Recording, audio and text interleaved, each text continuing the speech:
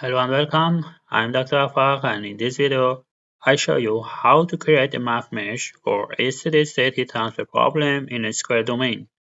The left boundary is 20 degrees C and the right boundary is 40 degrees C. At the top and bottom boundaries are insulated, meaning the heat flux is zero. The goal of this model is to determine the average temperature inside the domain. Let's get started with COMSOL Multiphysics. For the start model, click on Model Wizard.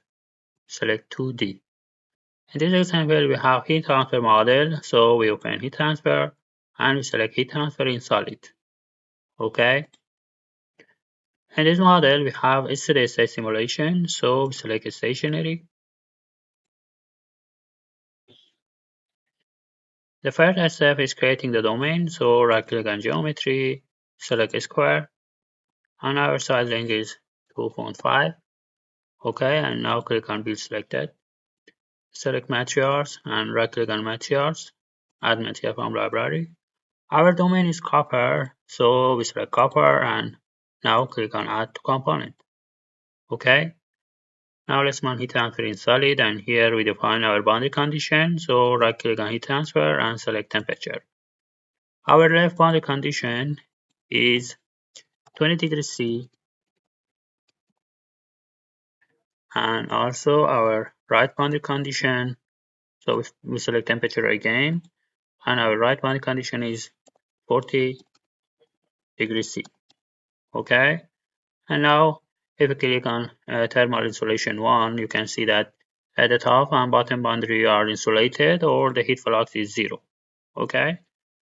Now click on mesh 1, right click mesh 1, select map, right click on map 1, select distribution, right click again and select distribution again.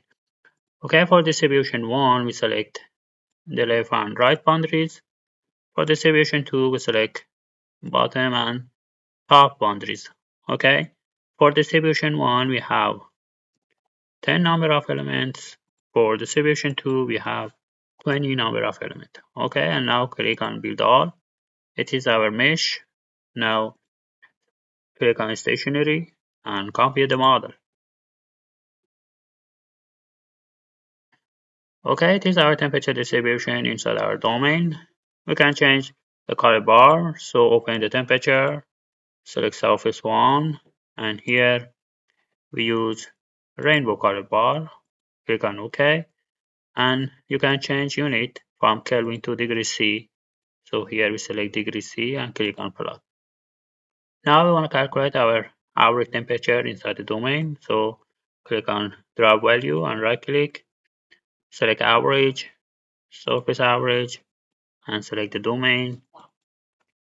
For the unit we use degrees C, and now click on evaluate.